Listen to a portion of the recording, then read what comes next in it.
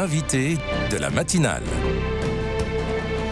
KTO Radio. Après Angers, Lyon, Lille ou encore Toulouse, le rassemblement ecclésiaque quantique revient ce week-end à Paris entre la cathédrale Notre-Dame de Paris et l'église Saint-Sulpice. Soutenir la qualité du chant liturgique, c'est la mission d'Ecclésiaque quantique et la mission de notre invité de ce samedi, Maud Hertz. Bonjour. Bonjour. Merci d'avoir accepté notre invitation. Vous êtes chanteuse, liturgiste et responsable, entre autres, de la formation à Ecclésiaque quantique. On va aborder le sens du chant et de la beauté lors des célébrations et le besoin de formation aussi. Ce rendez-vous Ecclésiaque quantique, d'abord, Maud Hertz, qu'est-ce que c'est ? Dites-nous en plus. Eh bien, c'est un rassemblement dédié aux jeunes de 18 à 35 ans autour du chant liturgique. Donc, c'est vraiment l'idée de former, de faire vivre une expérience forte à tous ces jeunes qui se rassemblent pendant ce week-end et aussi de se permettre de vivre voilà, la beauté de la musique et du chant qui sont là pour nos liturgies principalement, mais aussi dans le cadre d'un concert plus spirituel pour justement développer la question musicale. Donc il y a des temps forts, il y a de la formation, des masterclass. Les temps forts sont les célébrations bien entendu et puis un grand concert de musique sacrée le dimanche après-midi. À l'église Saint-Sulpice à Paris, effectivement. Alors, Maud Hertz, on connaît la maxime de saint Augustin, qui bien chante deux fois prie. Quel rôle joue le chant lors des offices et des différentes célébrations ? Alors, il faut bien redire que le chant n'est pas optionnel dans nos célébrations et dans la liturgie. Voilà, le Concile nous rappelle qu'il est vraiment partie intégrante de la liturgie, donc c'est vraiment quelque chose de très important. De tout temps, depuis les origines et même bien avant, on a toujours chanté dans le culte. Et pourquoi ? Parce que c'est le mode d'expression qui permet vraiment de rentrer en quelque sorte d'une manière en relation avec Dieu, dans un dialogue. On dit que le chant, c'est le propre de celui qui aime, donc c'est dans cette relation d'amour, eh bien, le chant fait vraiment partie. Donc voilà, encore une fois, c'est pas tout à fait optionnel, c'est pas juste pour faire joli. En fait, c'est parce que c'est un mode d'expression amoureux, on pourrait dire. Et c'est au service de la liturgie ? Et c'est au service de la liturgie, bien sûr, puisque ça vient agrémenter et bien plus même, ça a une forme de symbolique qui rentre dans toute la grande symbolique de la liturgie, donc et des célébrations, le chant comme voilà, mode d'expression privilégié. Et pourquoi chanter en chorale ? Quel est le sens du chant en chorale ? Alors, il y a en chorale ou en assemblée, hein, en assemblée, c'est pas forcément ça peut être une grande chorale, bien sûr, mais on peut chanter tous ensemble d'une seule voix et c'est même d'ailleurs cette première modalité du chant dans la liturgie qui est importante, de chanter d'une seule voix vers notre Seigneur. Et donc pourquoi c'est important ? Parce que c'est une manière de s'unir les uns aux autres.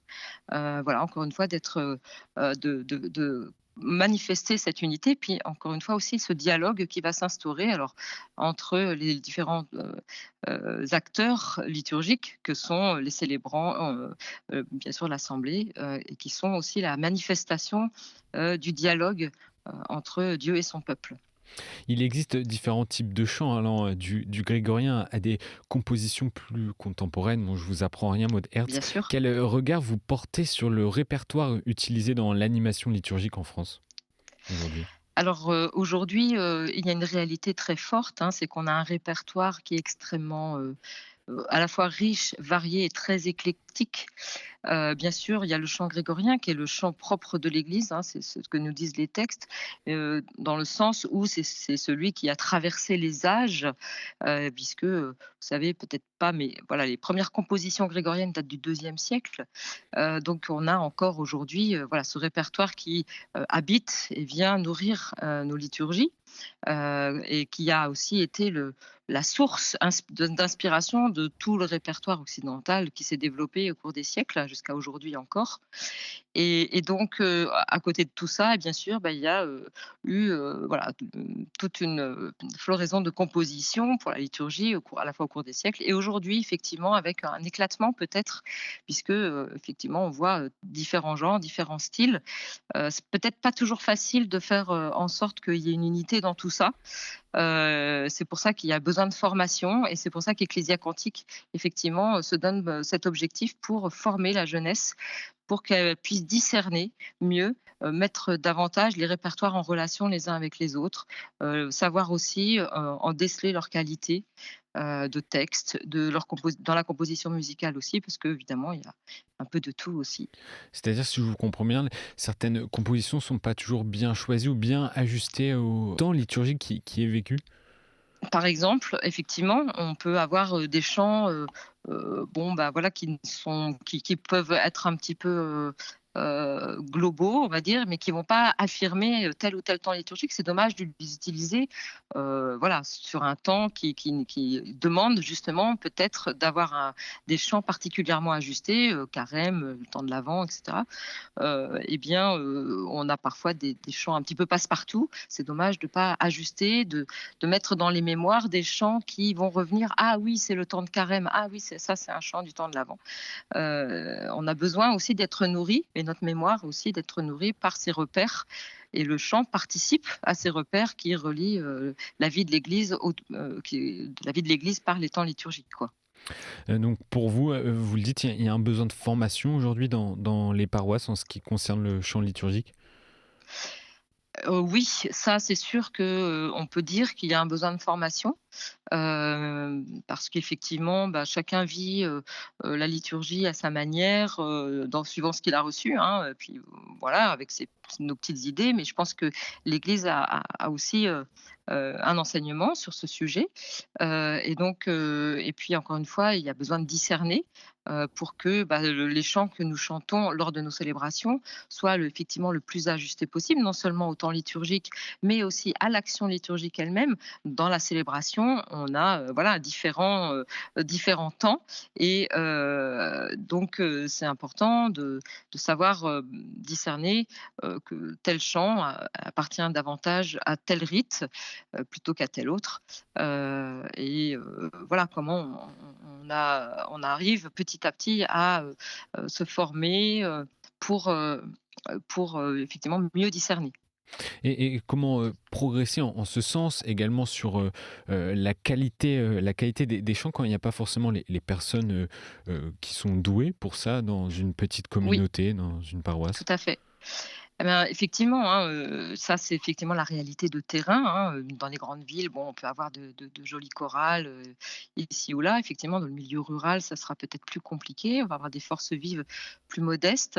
Mais dans ce cas, effectivement, il faut, peut-être, la formation, c'est sûr, il faut essayer de faire en sorte qu'elle aille le plus, dans tous les territoires.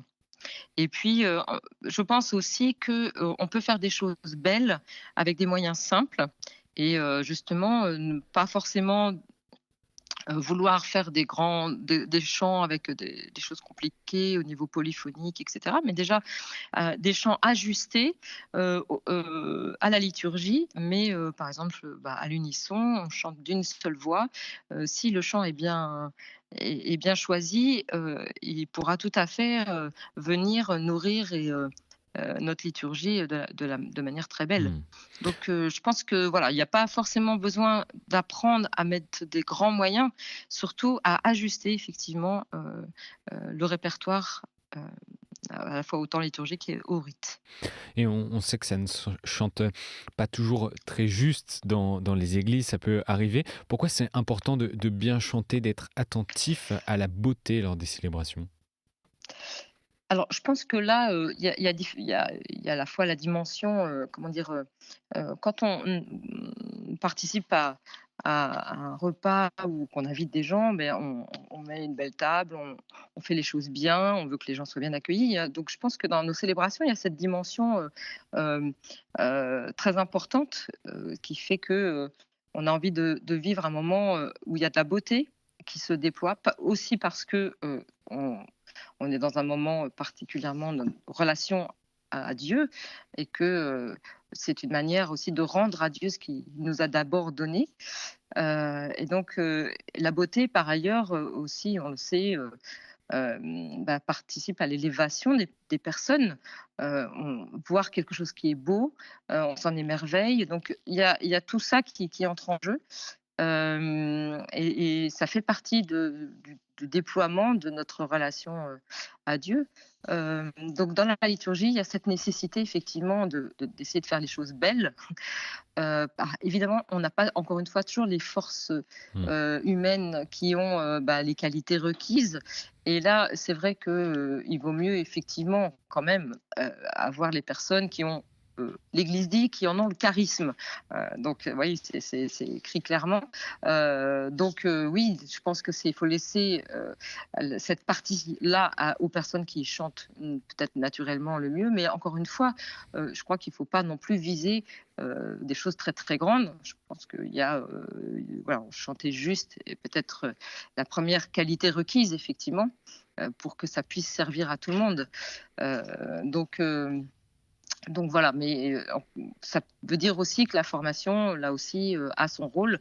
Et c'est effectivement ce qu'Ecclésia Cantique essaye depuis sa fondation de promouvoir pour que la jeunesse se saisisse et puis se forme. Voilà, petit à petit, il y a de la technique vocale, par exemple, dans les masterclass. Donc, vous voyez, c'est pour bien montrer que ça compte de bien chanter. Ce rassemblement Ecclésia Cantique attire beaucoup de jeunes et d'adolescents. C'est la cible d'Ecclésia Oui. Cantique, mais de manière générale, en France, est-ce qu'il y a un attrait global pour le chant en chorale?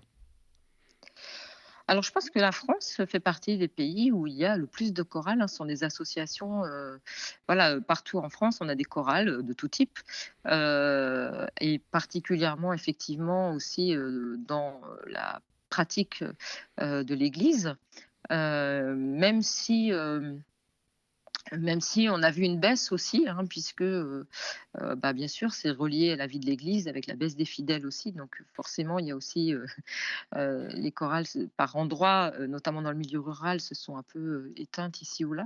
Mais on voit cette jeunesse se ressaisir de cette question et je suis vraiment heureuse de voir, et notamment Ecclésia Cantique, va vraiment favoriser ça. Une jeunesse qui, effectivement, se constitue en chorale. Alors encore une fois, on voit ça surtout dans le milieu urbain, périurbain, mais voilà, il y a une vraie dynamique, en tout cas, on le remarque tout à fait, de chorale qui se crée dans les paroisses avec de la jeunesse. Et donc ça, c'est très réconfortant, effectivement. Et par la chorale, est-ce que les églises deviennent également un lieu missionnaire? Par la chorale, je pense parce qu'effectivement, j'entendais encore une jeune l'autre jour qui disait: on est sensible à la beauté, donc dès qu'effectivement il y a une chorale, ça rehausse évidemment, la liturgie, hein, il y a pas à dire. Donc d'un seul coup, elle prend du lustre, hein, et c'est pas juste du luxe, hein, encore une Mmh. fois, ça fait partie de la liturgie, et donc ça lui donne sa noblesse, donc je pense qu'effectivement, il y a une vraie sensibilité, à ça et que ça attire effectivement, donc il y a un côté missionnaire, ça c'est sûr, oui, oui. Eh bien, merci Maud Hertz d'avoir été avec nous ce matin. Pour les auditeurs qui veulent en savoir plus, hein, je les invite à aller faire un tour sur le site ecclesia-cantique.fr pour retrouver le programme de ce week-end à Paris, notamment le concert dimanche à 15h en l'église Saint-Sulpice. Et il y a également des week-ends de formation qui sont proposés par Ecclesia Cantique régulièrement, ou encore une série de podcasts sur le chant liturgique dont vous êtes à l'initiative, Maud Hertz. Ça s'appelle D'une seule voix, le nom du podcast. Encore merci d'avoir été avec nous ce matin sur KTO Radio. Avec plaisir.